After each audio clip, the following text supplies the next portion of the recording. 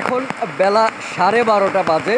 বরগুনায় এই মুহূর্তেও কিন্তু চলছে ব্যাপক পরিমাণে রেমালের তাণ্ডব এবং এই রেমালের তাণ্ডবে কিন্তু ঝড়ো হাওয়া সহ ভারী বর্ষণ চলছে। এখন ঘর থেকে কিন্তু মানুষ রাস্তায় বের হতে পারছেন না এবং বিভিন্ন রাস্তায় কিন্তু গাছ পড়ে বিভিন্ন সড়ক কিন্তু এখন বন্ধ রয়েছে। এই মুহূর্তে আমি যেখানে রয়েছি সেটি হচ্ছে বড়ইতলা নামক একটি এলাকা এবং এই এলাকা কিন্তু সম্পূর্ণ পানিতে নিমজ্জিত অবস্থায় রয়েছে এবং আমরা যদি একটু দেখাই যে নদীতে কিন্তু প্রচুর পরিমাণ ঢেউ রয়েছে এবং সেই ঢেউ কিন্তু আসলে এক প্রকার বলা চলে যে সাগরের যে ঢেউ থাকে সেই ঢেউয়ের থেকেও কিন্তু বেশি এবং এই পানি কিন্তু আসলে জোয়ারের চাপে বেড়ে গিয়েছে এবং এখানের আশেপাশে যে দোকানগুলো রয়েছে সেই দোকানগুলোতে কিন্তু পানি ঢুকে গেছে এবং সেই পানি কিন্তু তাদের দোকানে প্রবেশ করার কারণে দোকানের মধ্যে কিন্তু যে মালামাল থেকে শুরু করে যা কিছু রয়েছে সেগুলো কিন্তু নষ্ট হয়ে গেছে।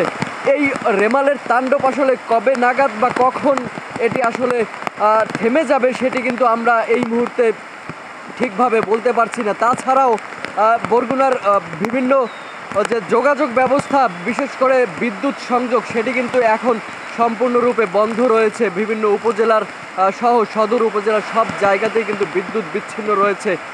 এছাড়া যোগাযোগের যে ফেরি মাধ্যমগুলো রয়েছে সেগুলো কিন্তু পানির নিচে তলিয়ে রয়েছে। এছাড়াও অসংখ্য গাছ পড়ে কিন্তু বিভিন্ন রাস্তা কিন্তু বন্ধ রয়েছে। আমি একটি বিষয় জানাতে চাই সেটি হচ্ছে যে মানুষকে কিন্তু সচেতন করতে জেলা প্রশাসন কিন্তু ব্যাপক তৎপর ছিল এবং গত দুদিন যাবৎ কিন্তু মানুষকে সচেতন করতে বিভিন্ন ধরনের মাইকিং থেকে শুরু করে বাড়ি বাড়ি গিয়েও কিন্তু তাদেরকে নিয়ে আশ্রয় কিন্তু এসেছেন। এটি কিন্তু আমরা বিভিন্ন জায়গায় ঘুরে দেখেছি।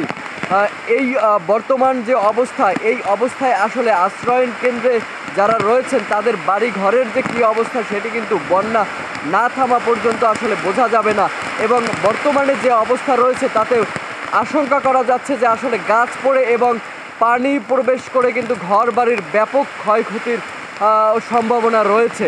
এই ছিল বরগুনা থেকে রেমাল পরিস্থিতির সর্বশেষ।